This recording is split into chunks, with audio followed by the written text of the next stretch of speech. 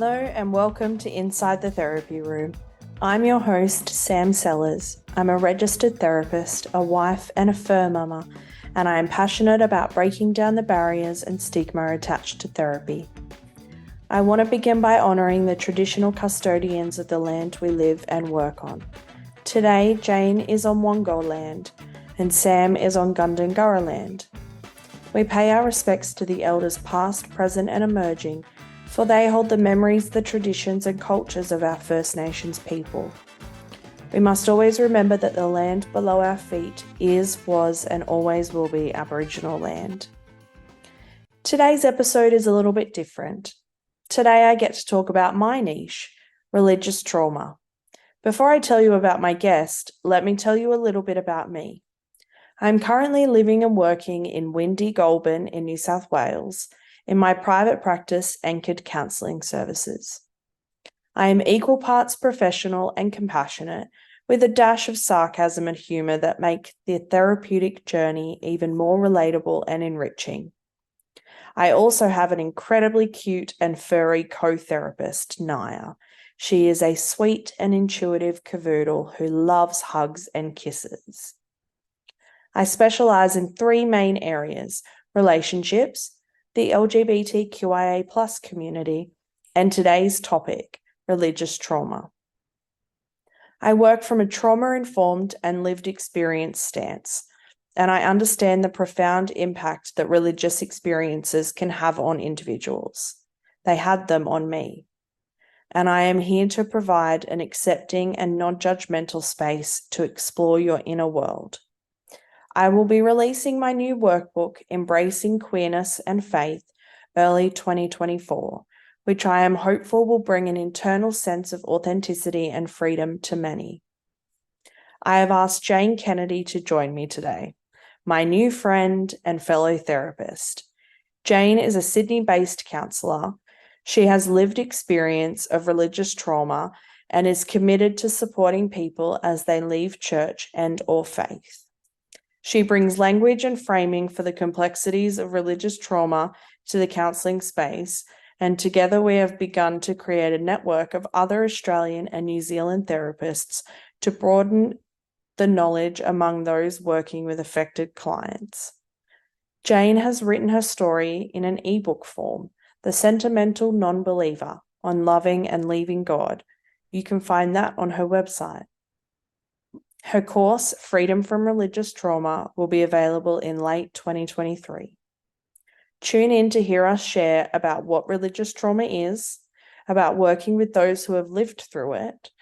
We share a little bit about our own stories and the impact on the queer community, what it's like inside our therapy rooms, and what myths we would love to smash about religious trauma. We hope you enjoy joining us inside the therapy room. Welcome, Jane. How you going? Good. I'm excited to be here. I'm excited to have you here.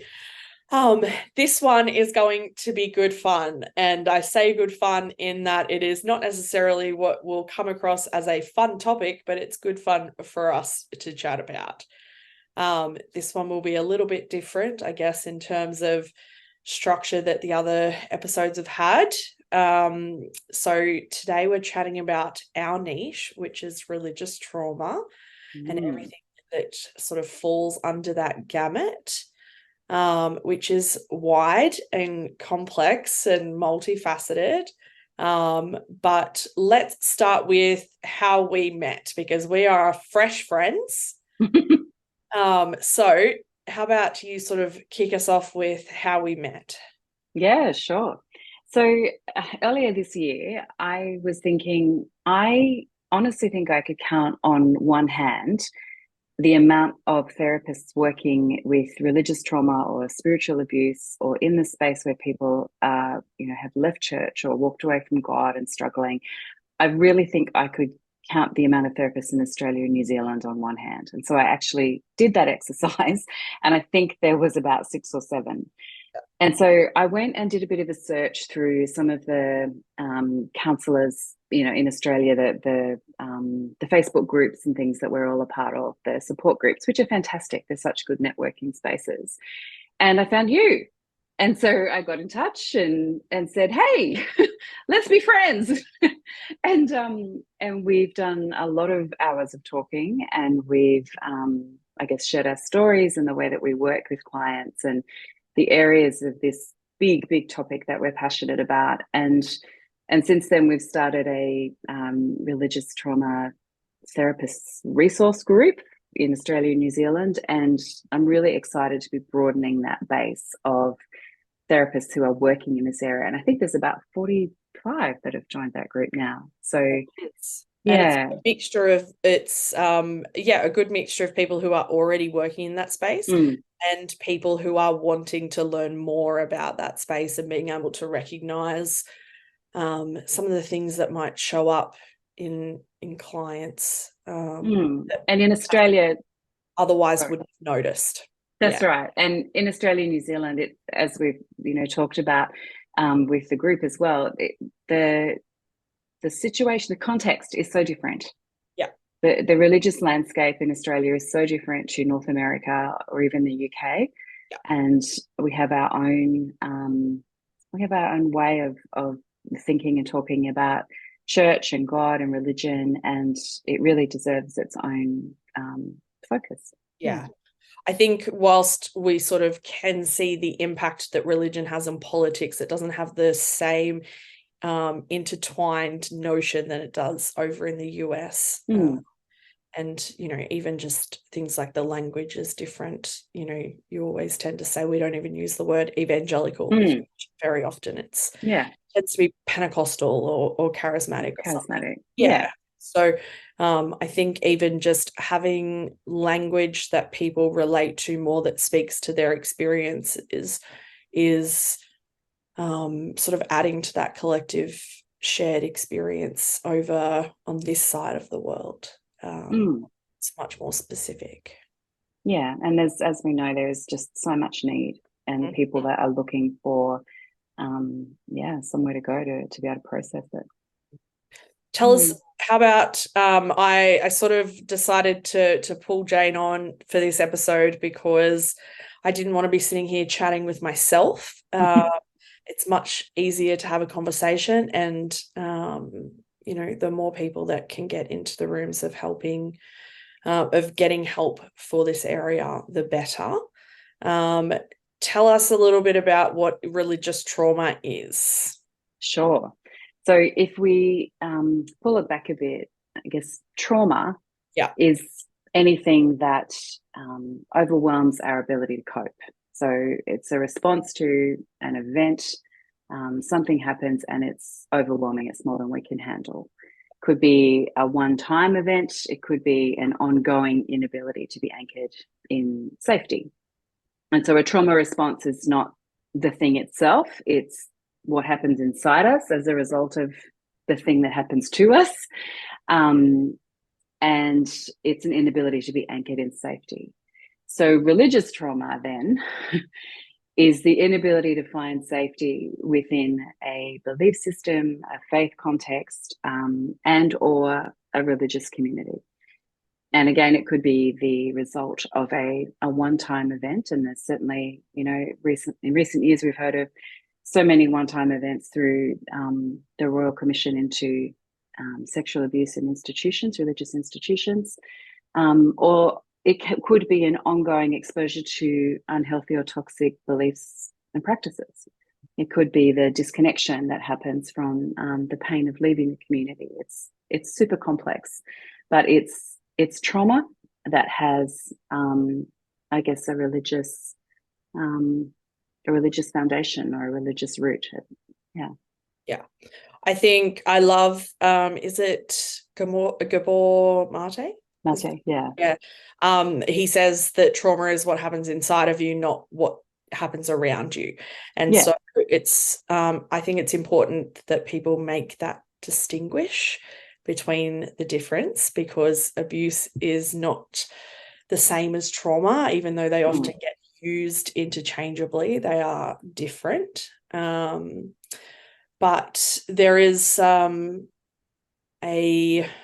what's the word? Trendy? Let's go with trendy.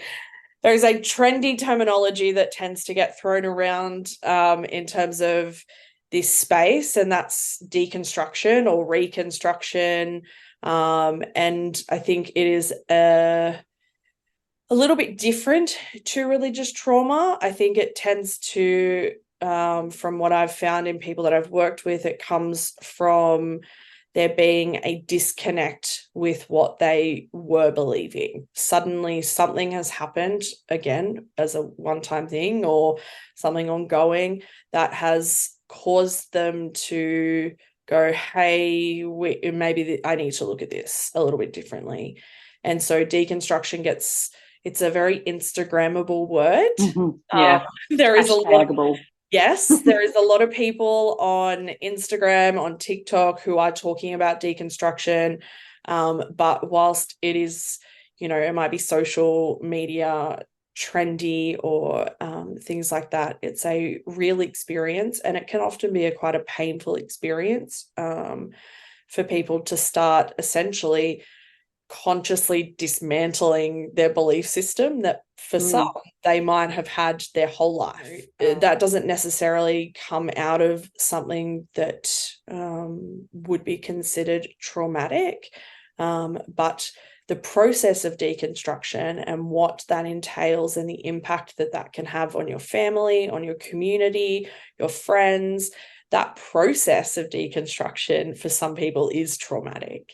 Yeah. So whilst they can be one and the same, they do have different facets about them. And deconstruction, doesn't look the same, I think, here in Australia as what it does in the US. I think the same sort of thing, it just looks a little bit different. The way that it's spoken about is a little bit different. And I think I refer to religious trauma in, I guess, the way I write. And as you know, I've got an online course that I'm developing at the moment, and I refer to religious trauma. I feel like naming it as trauma, it locates it firmly within that space. Yeah. It's something that was overwhelming. It was too much, too soon, too hard. We didn't cope. Yeah. But often we hear spiritual abuse, we might hear church hurt, adverse religious experiences, the pain that comes from leaving a church community. There's lots of different terms for what is essentially the same thing. And I think whatever lands for people is okay. For me, I frame it as religious trauma. Yeah, absolutely. I guess people might be thinking, okay, well, what does that even look like? So, what are some of the things that might get that response for some people? And we know that it looks different for everybody, and what might be traumatic for one is not necessarily traumatic for another. But there can be some common threads. Let's start with that. What might be some of those common threads? I think the common threads can be it often starts with doubts and questions and cognitive dissonance, so maybe there's a leader or somebody that you really respected who turns out to have been, sexually abusive, or there's been unethical practices or financial misappropriation or other dodgy stuff going on. And that kind of rocks your world a little bit, and the foundations might start to shake. And then, there may be, you might witness things happening to people that are not okay. There might be exploitation of Bible college students, for example, or, volunteers, or people are not treated well. In fact, they're treated really badly. People can have a sense, and this is certainly true for me, that their belonging to that community is transactional. So I'm only valuable here while ever I make a contribution. And if I'm not here, I'm not visible. If I leave, it's as if I was never there. And that can be really, really painful when you realize that a place that you have given your time, your money, your energy, you've, raised your kids, you've met your partner, your best friends, your family's there. I don't know how many times I have heard you have to be planted in the house of God to flourish. And so you plant yourself deeply, firmly rooted there. Yeah.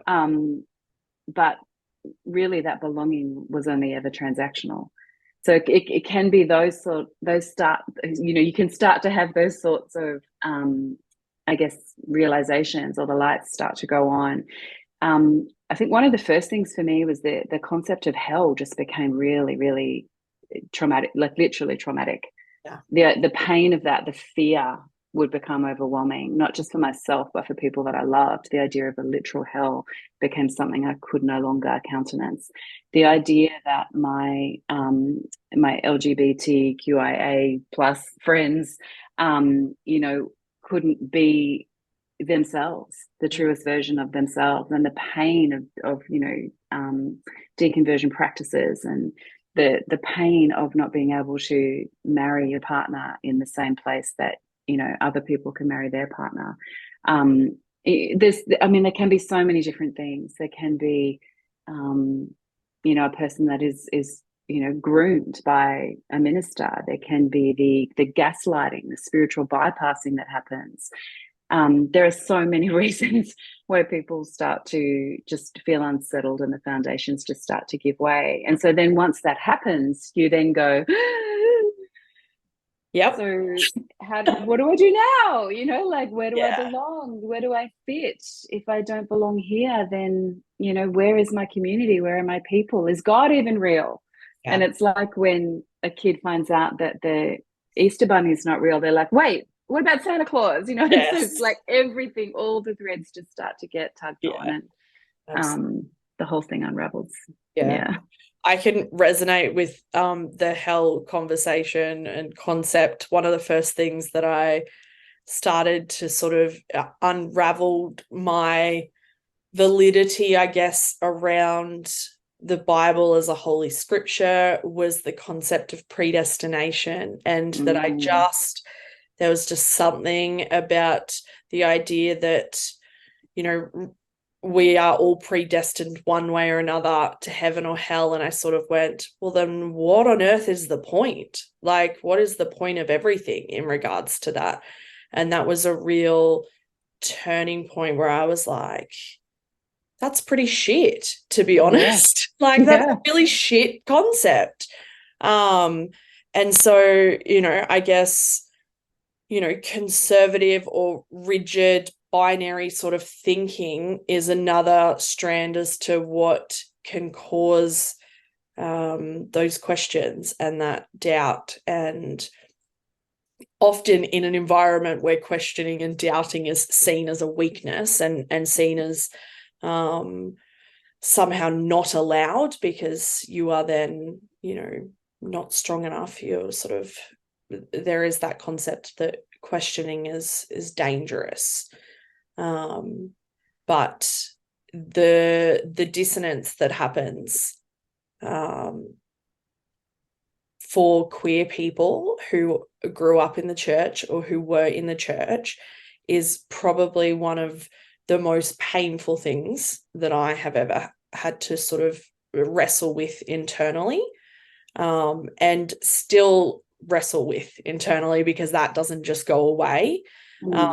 The ability for people, for doctrine, for scriptures to and rituals and belief systems and all of that comes under the banner of organized religion, for that to completely rupture someone's sense of self is excruciating. And so, I remember when I think this is probably a good point to sort of say, Jane and I specialize in this area because we have lived it as well.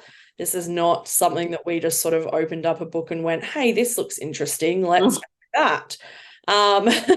We sort of, in the same way that in a lot of the, these chats that I've been having, people's specializations tend to come organically out of your own lived experience. And for us, it is no different. But I, viscerally remember I sort of, had to tell the elders of my church that I was dating a woman, which did not go down, suffice to say, very well.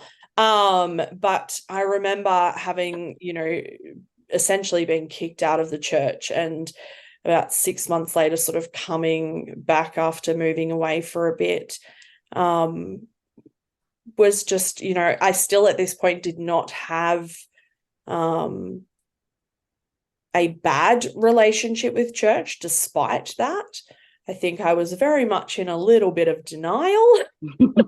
But I very much remember coming back to visit my family. We were going to go to church that Sunday to visit people that I still very much cared about, and was told quite literally that I was not welcome, and that if I was to show up, that I would be heaping judgment and unhealth and sickness not only on myself but on everybody in the church, because I would be tainting the whole lot of people by just walking through those doors. And I thought, oh, that's strong. It is just like the fierce hate. There is a really, there's the saying that there's nothing like, there's no love like Christian hate. Yes. Yeah, yep. exactly. But you just, you hear about stories and you sort of know that Christians can be incredibly judgmental, and have strong opinions about things. But until you're on the other end of that, you don't quite realize what that hate feels like. Yeah, I remember thinking that it was a little bit like having one foot on either side of the Grand Canyon and just feeling like someone was just like ripping me apart straight down the middle. And oh, Sam, I just feel that as you say the pain and the grief that came was just overwhelming. Oh. And so, the way that it presents is very different for everybody. But I think the grief is that invisible thread that pretty much everybody, regardless of the reason why you left church, what happened when you're at church, the grief that comes is that invisible thread that connects everybody. I've not met a single person who has either done their process of deconstruction, whether they have left the church, still are a part of the church, Christian, not Christian, anything in between. I've not met anybody who has not experienced a sense of grief through that. So, I think that's probably one of the most potent threads that sort of connects everybody. Is that? It was for me, absolutely. The grief of losing the community, of losing the magical kind of Disneyland thinking that I grew up with, of that this is this kind of amazing, perfect place, and wanting so badly for it to be a certain way. And also the church I grew up in was big and flashy and successful and shiny lights and amazing music and all of that, well-known leaders all over the world, like all that kind of thing. And so when that starts to kind of unravel and you start to see it's like that scene in The Wizard of Oz where she pulls back the curtain, was the dog pulls back the curtain and Dorothy's just like, whoa.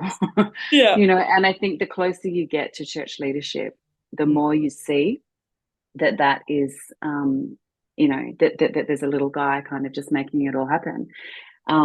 But that was devastating to me, to start to see the chinks in that armor. I've been part of 3 churches over a course of maybe 30 years, or maybe 25 years. And each one of those churches, the closer that I have come to the core of the leadership, quite honestly, the uglier it's been. And that was devastating. And I didn't see a lot of it at the time either. And the more I look back on it now, I just think, and you develop a critical mind, you start to think differently and see differently and have experiences outside of the bubble. And then there's that grief of, oh, how could I have been so stupid? And you feel dumb, you feel duped. You just think, how could I have been a part of that with my time and my money? But we want belonging, and we trade just about anything for belonging. Yeah. So I Yeah. think there's a grief of that. And then for me also, after leaving church, I still maintained my faith. But then after a time, I just found I couldn't. I just found that the label Christian had too much baggage, and that it was too connected. The way that I had known God was too connected to my experience of those churches. And so then I grieved God. There's times now when I still feel that sadness. Yeah. I still just go, oh, I lived with this intimacy, Mm. that sense, that being that is just so close. And I grieved that as I have grieved, a pet or a loss of a friendship, or like, it's real grief. Yeah. It was my whole worldview. And I did some study into religious trauma recently, and read a paper by Michelle Punchuk, and she talks about the shattering of the self, and that Mm. I experienced that. Yeah. And I think it's interesting, because I think the thing for me, it's not, when people do dumb shit, you can forgive it, you can work Yeah. with it. Yeah. If there's not much that somebody could do that you wouldn't be able to work with, Yeah. if there was acknowledgement and honesty and transparency and a And sense of responsibility. responsibility, Yeah. accountability. I messed Yeah. up. Yeah. That shouldn't have happened. I made a mistake. We're Mm. going to rethink this whole thing. We're going to do everything we can to make this church a safe place. We're going to open up our books and show you our finances, like whatever it is. But Yeah. I think the thing in each of the three churches, and in all the stories that I've heard from so many other people, so many other people, is that pain of when they double down and you feel like you're being gaslit, Yeah. and there's no sense of responsibility, and there's they're being persecuted, or you just don't understand the full story, or whatever. But there's just these trails of destruction in the wake of those sorts of leadership and that sort of leadership and those sorts of churches, Yeah. and it's devastating for people. Absolutely. The blindness of some leadership is astonishing. Mm. But it can go even further in that they, rather than accepting responsibility, they don't just double down on it. They can actually make it your fault. Yeah, that's right. Somehow, them mistreating people or appropriating finances or whatever it is somehow your fault because you have hate in your heart, or the devil's got his claws into you, or all of that sort of pseudo spiritual language that makes it the victim's fault. It makes it your fault. Crazy making. Yeah. And so then not only are you questioning them, you start to question you. And as soon as you start to question you, then it starts to unravel even further, because then you have that sense of self-trust, Shame. yeah, Deep shame. absolutely. Yeah. Mm. I know that something that we have often spoken about, and I'm sort of gonna hand the mic to you in this regard because we've often talked about it, is the visceral anger that is felt throughout people, particularly people who have left the church, is huge. But I think there is also, and this is often where our conversation leads, which is that anger just sits there and it doesn't go anywhere. And that anger can turn into cynicism or ridicule or mocking. And we sort of go, how does this help me? How does this help anybody else? How is this any better than the hurt that other people are inflicting? Yeah, and I think it's why I felt so strongly earlier in the year about creating the sorts of resources that I needed to heal once it all started to unravel around me, and to find the the healthy therapists working in this space, and to create more and more awareness. Because I think it took me 10 years to really come to a place of feeling at peace and feeling free and feeling settled in myself.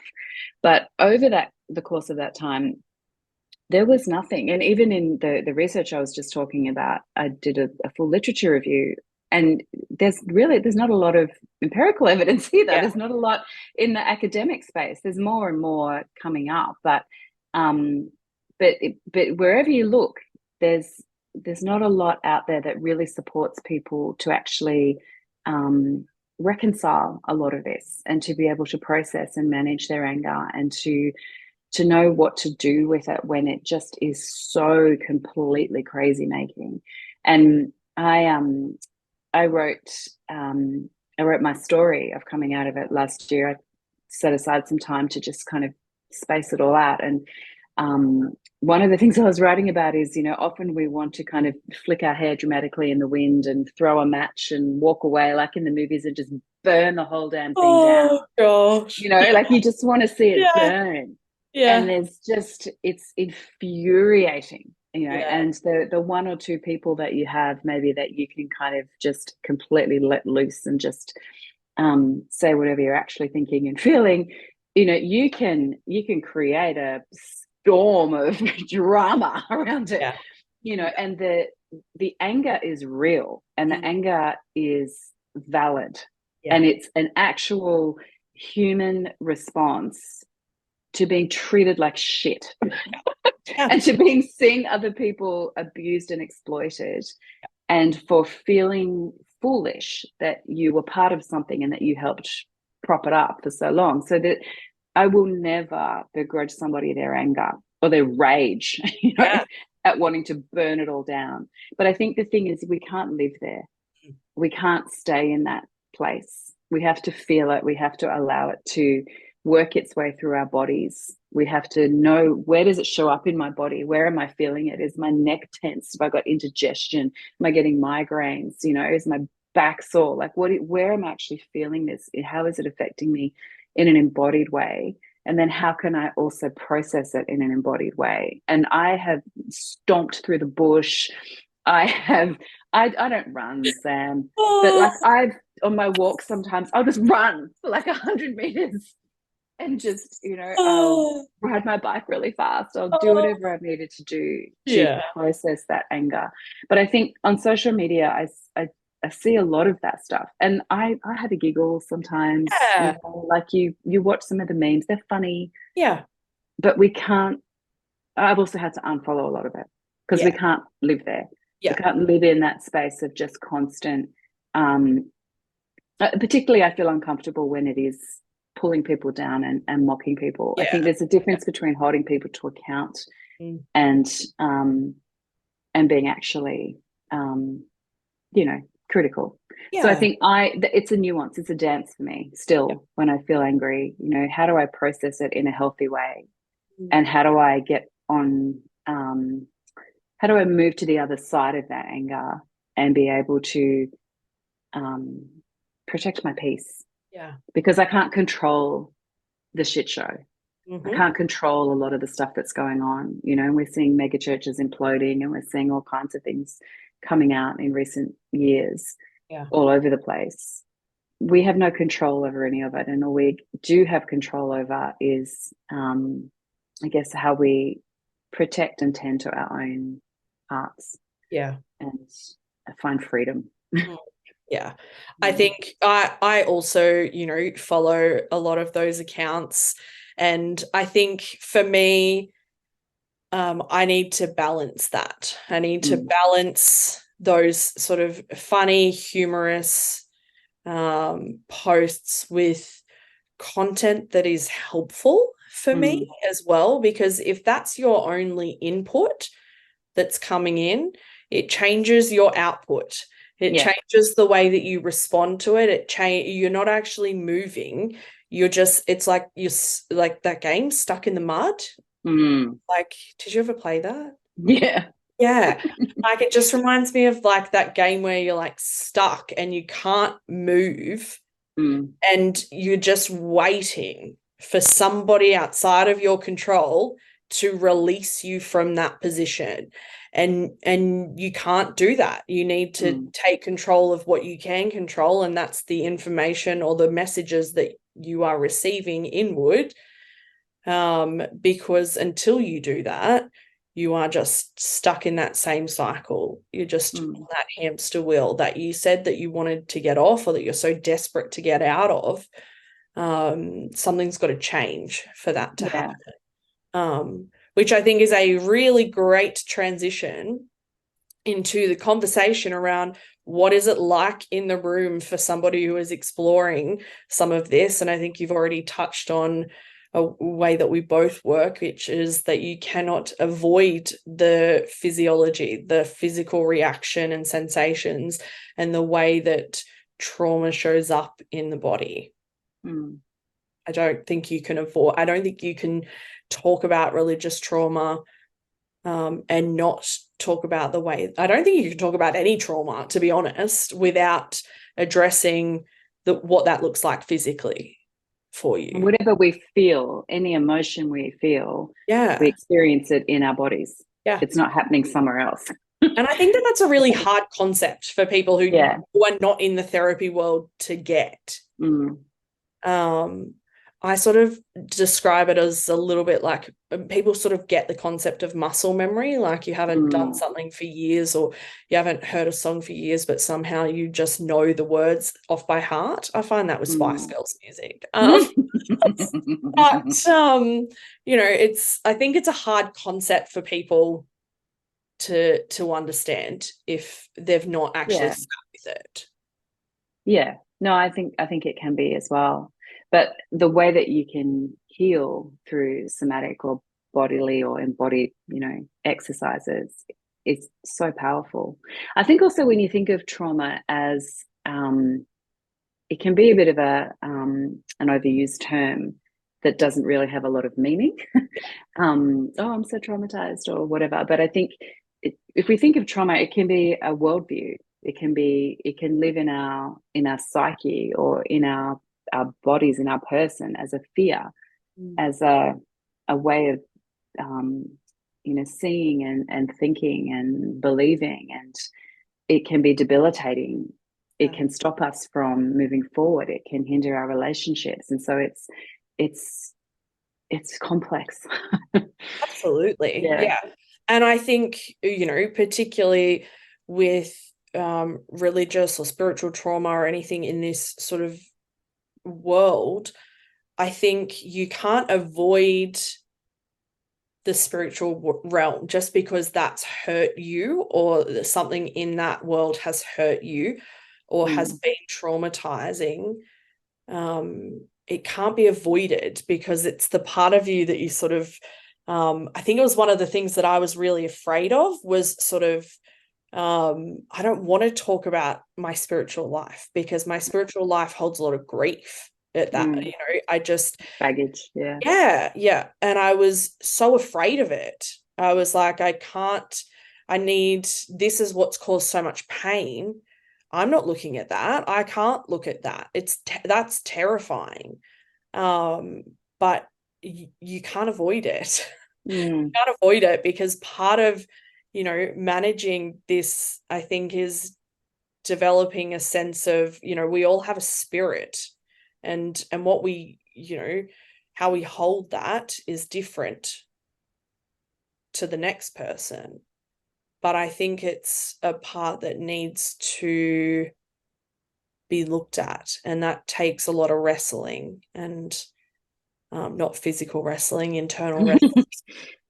Although I'm yeah. not opposed to physical wrestling, Yeah. that's what we need to do. Um, Yeah. and challenging. And, for me, it was a lot of pulling apart of harmful doctrine and going, what is the context around this? Because there was, I just could not grapple with the fact that surely there has got to be another way to look at this. Like, surely there has got to be different context.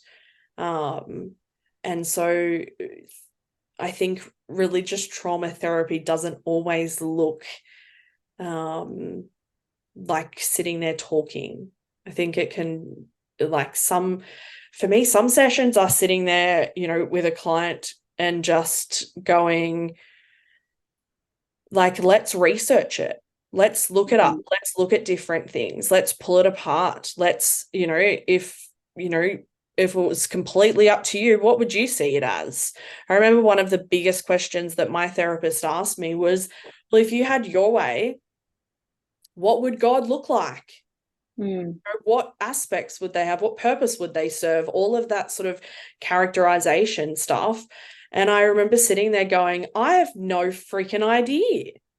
Like, and so, sometimes I think it is sort of, it's not just challenging, but it's looking at things that you would never have looked at before from an angle that you had never seen before, or even considered.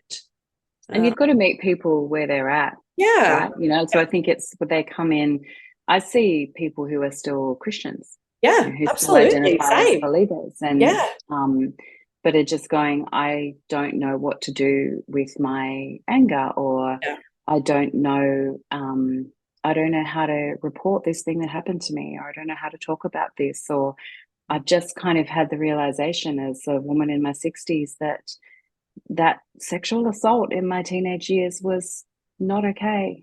Yeah, absolutely. And so there's all this all this pain that's gone before. But I think it's often also with trauma, it's the layers of it are just, there are so many layers to it.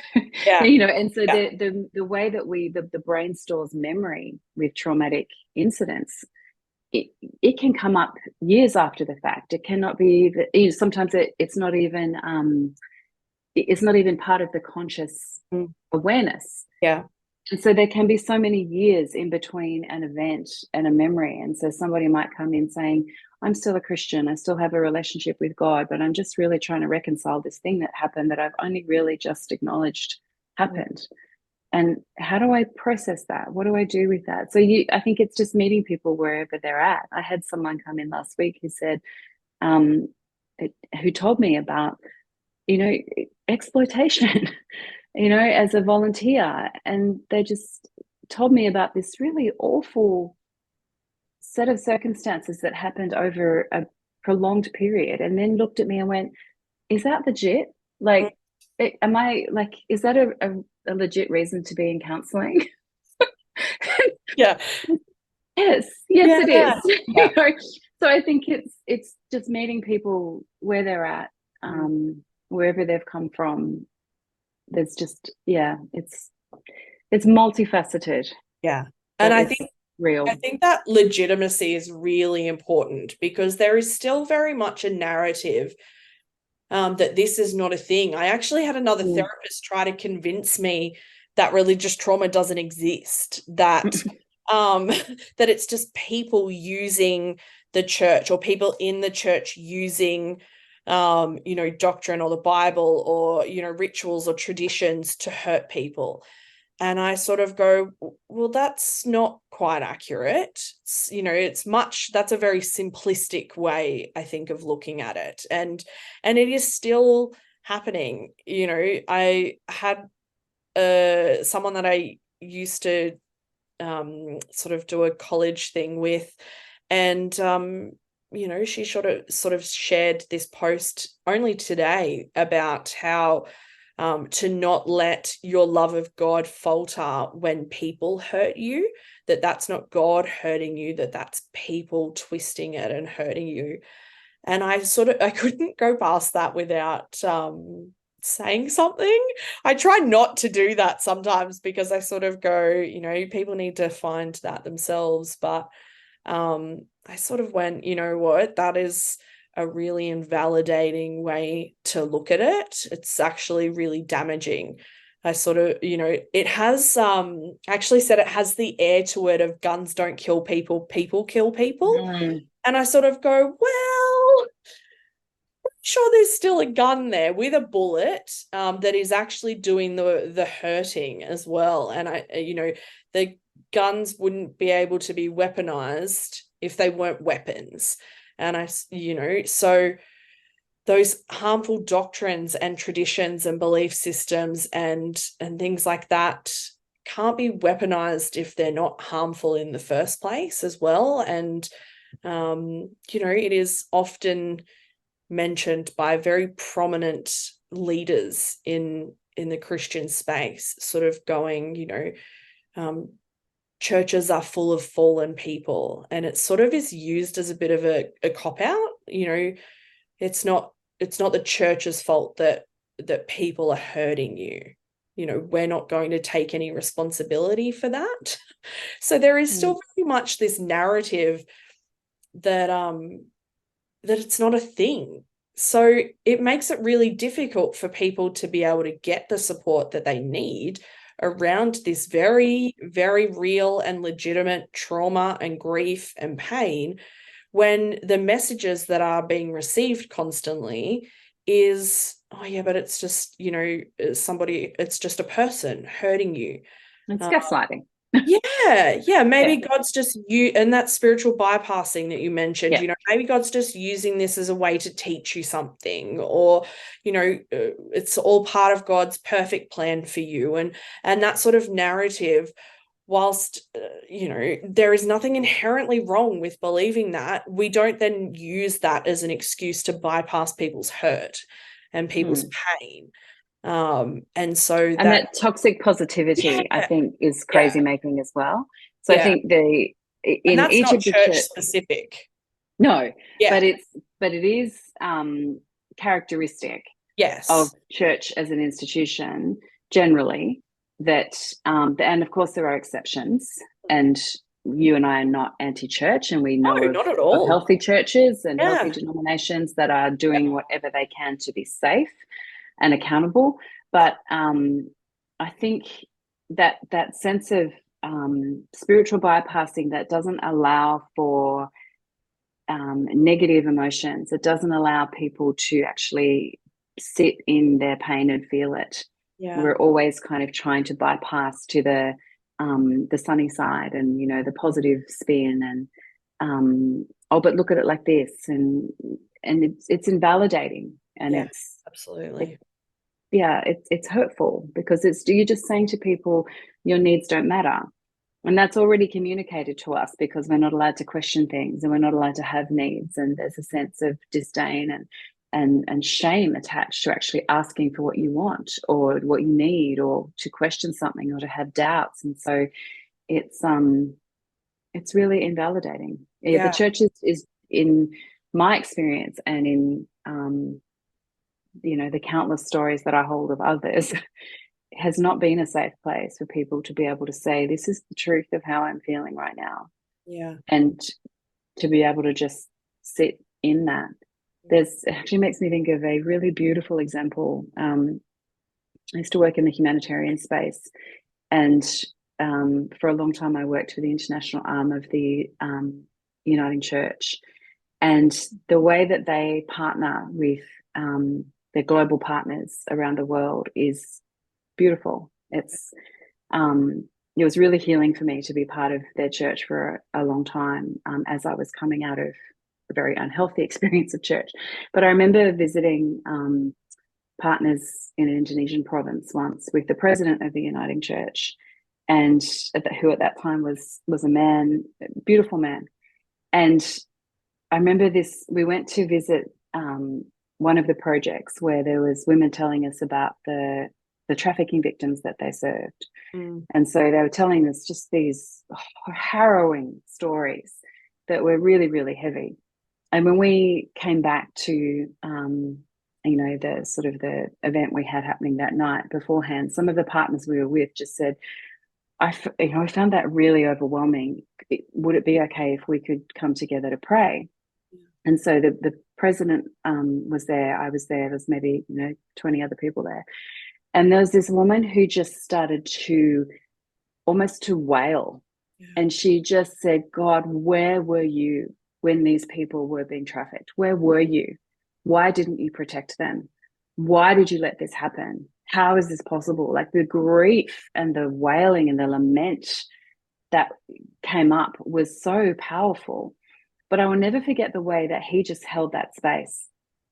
He didn't come in and try to sort of go, oh, but God is good all the time, or, like you trust him in Yeah. life and you trust him in death, or any of those other kind of platitudes that try to fix things. He Yep. just let it hang in the air, just let it be there.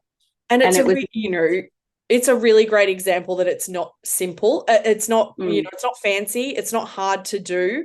Like it's hard to watch at times to mm, see other people in pain, but there's no fancy formula to it. mm, It's not as though this is something that is complex or you need,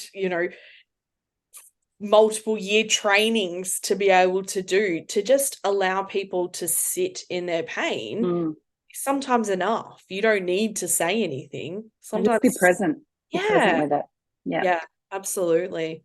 I think one of the other biggest things in terms of not just being in the room, but I guess finding somebody who um, works in this space. For me, it was vital that that person had lived experience in this Mm, area. I think there are many, many things that therapists can work with. And you don't always need lived experience to work with that. But for me, I didn't want to have to educate my therapist. mm, I wanted them to already know um, the harmful doctrine and scriptures that I was talking about. I didn't want to have to sit there and walk them through it as well. And that's not everybody's need, but I think it's okay to want somebody who has been through it. Um, mm. obviously, you want them to be trained. We've had many a conversation about this. You also want them to be well trained because we know that lived experience is not enough.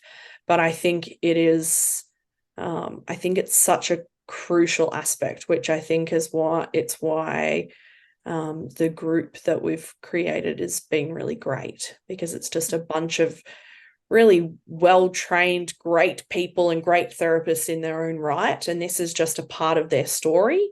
Mm. But it means that they are seeing it through a different lens than somebody who had maybe never have stepped foot in a church before and would not understand some of the terminology, even just on a really simplistic surface level, some of that Mm. terminology that you're talking about. So um, I think that that's a really important aspect for people to feel like it's okay to want to find somebody who has walked that path as well. Mm. So, yeah. Yeah, Um, absolutely. I think it's time to get to what is generally my favorite part of the episode, which is let's smash some myths, because I think there is too many out there. And we had a bit of a chat beforehand in regards to what we thought this might look like. And the instant thing that I thought of when it came to what do I want people to get out of their mindset in terms of this is that any sort of experience with religious trauma or any decision to deconstruct does not have to equal deconversion. You don't Mm. have to leave the church. You don't have to leave your beliefs behind. You don't have to do anything. The point is to explore, Yeah, and it doesn't that black and white thinking, so to speak. You want to allow for the grey. mm. So Yeah, I think there is that assumption or that myth that if you are deconstructing that you have walked away or lost your mm. way. But that's not everybody's experience. There are people like, I think you said it in one of our many emails that go back and forth. that, you can be a Christian and not go to church.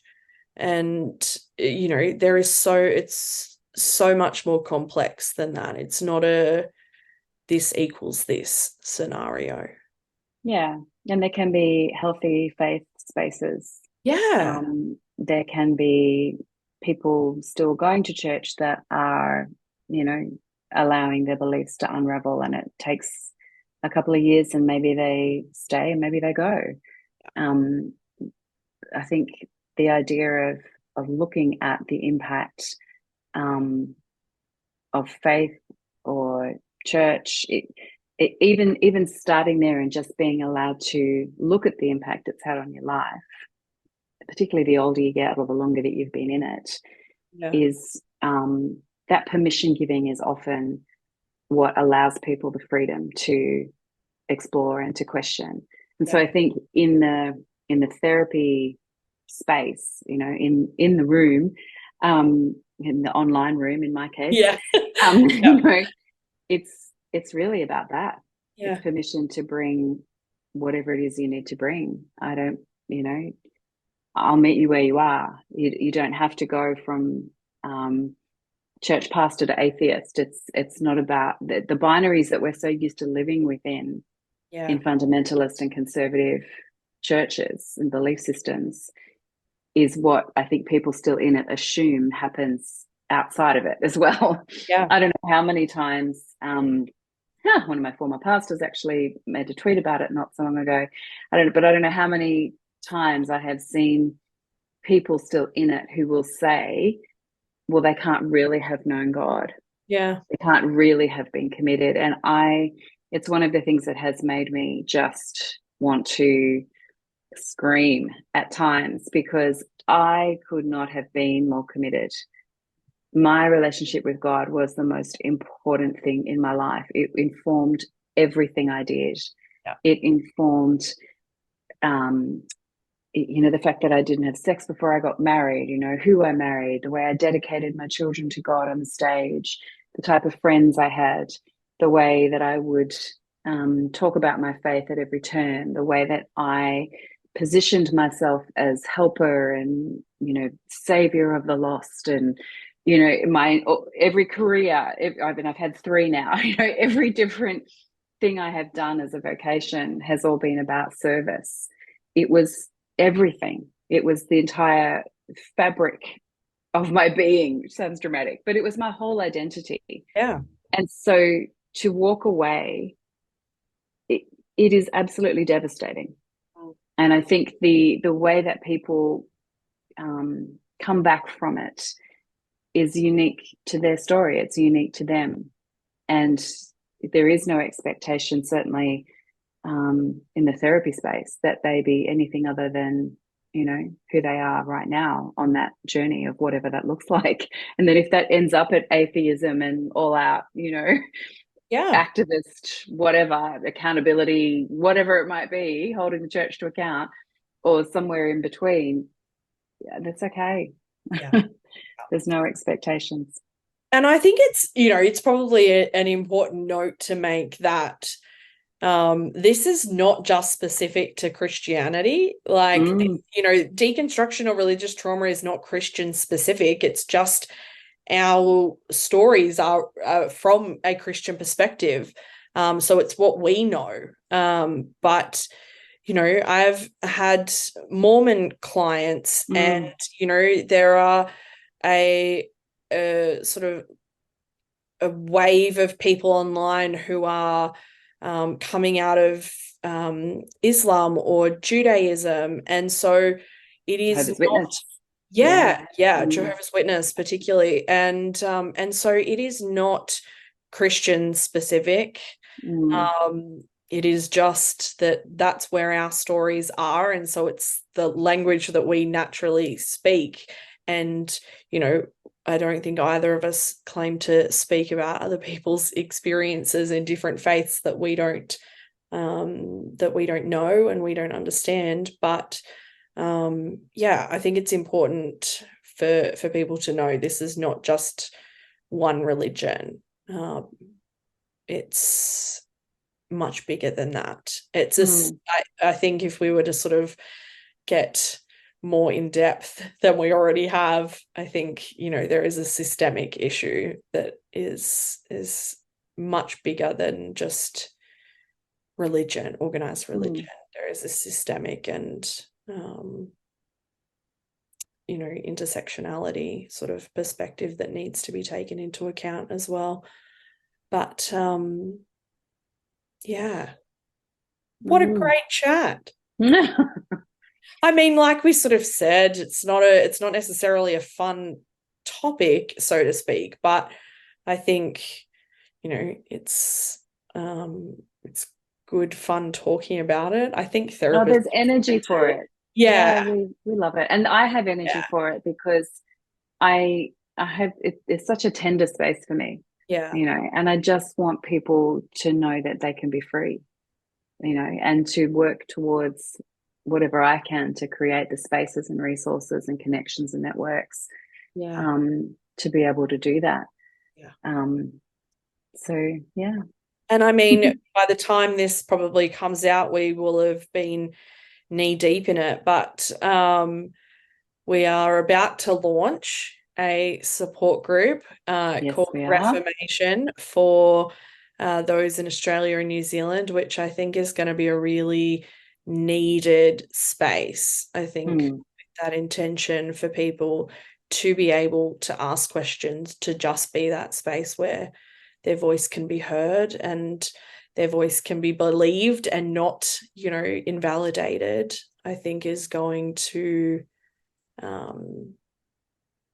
be a really wonderful space. Yeah. I think it's so terrifying to even just say things out loud sometimes when you start to doubt and start to question. So yeah, I'm really looking forward to opening that up. And also, as we've talked about with the therapist resource group, to be able to share some of their resources and point people to people like Meg McGowan in New Zealand, who's working with, purity culture and sexual freedom. And there's so many fabulous people in that group whose resources we can share as well, and just start to create at a, Australia, New Zealand kind of centric platform. Is that the right word? Yeah. But I don't know, space for people. Yeah. Whatever the term is, it's going to be great. And I mean, while we are here, I guess, we have some fun things coming out eventually. I've sort of, we've talked a little bit about our stories today, but I am potentially an insane person and I'm doing 2 podcasts at once. So that's fun. And it is going to be a little bit different to this one. I think it's very much going to be around giving people a platform to share their story, to share their experience, and not necessarily for that to be, a hate fest or anything like that. We certainly don't want it to have that feel. It doesn't even need to have any specifics around, places or events or situations, but it sort of was born out of the concept that to be seen is to be understood. And I think there is power in hearing people's stories and for you to feel seen and for you to feel validated and acknowledged and heard through somebody else's story. And so my dear wife is going to be joining me on that. We'll obviously share more of our story throughout it, but we're going to get wonderful people like Jane back again to share more about their story, and I think it's gonna be really great. That's not going to be Australia and New Zealand specific, which means that we are going global, which is great because I think that, despite the differences, there are still a lot of similarities as well, in terms of experience, in terms of feelings, and the way that trauma manifests in people. So you've got a course coming out eventually. I don't know when this is going to be up. So I don't know whether it will be out in time, but you've got a course in the making. You never know. Yes. Yeah, hopefully by the end of the year. Yeah. Which is going to be great. And I also have a workbook in the making on sort of integrating queerness and faith, and that those two things do not need to be mutually exclusive. And very much just, I guess, working on just even reflecting about that. You don't need to come to any sort of decision, but the process of reflection and exploration and curiosity is sometimes enough. I am very much sitting in the grey in terms of spirituality, and I'm okay with that, because I think coming from a very rigid conservative church, openness and curiosity and exploration are all the things that I were not afforded the luxury of in that space. And so I think being able to have that, even if it is a self-paced workbook, is going to, I hope, be very valuable to people. So I think there is exciting things happening on this side of the globe in terms of people and resources and places for people to go. I think it's exciting. Yeah, me too. And I think my experience of church also was that anybody doing anything, there's a lot of gatekeeping around it. You're only allowed to promote the work of the church leaders or the front person. And so I've always wanted to be intentionally the other way. I want to support everyone doing good stuff and share the love. Yeah, absolutely. I agree. And on that note, I think we've talked enough. We have. But I hope that, with all of these episodes, I just hope that people land in the rooms, whether they be physical or virtual, that they need to land in with the people who have the skills, the knowledge, and the experience to work with them in an effective way, so that their therapy experience, whether it be their first or their 10th time, is a positive one. I think that's what I whenever somebody walks through my door, I just want them to feel valued and to feel seen. And so I think if we can get more people through the door having positive therapy experiences, that's going to trickle through generations. And all of a sudden, we have generational healing, not just generational. Beautiful. Thank you so much. It's my pleasure. It's been wonderful. Good to chat. Yes. We hope you enjoyed joining us inside the therapy room. Thanks for listening.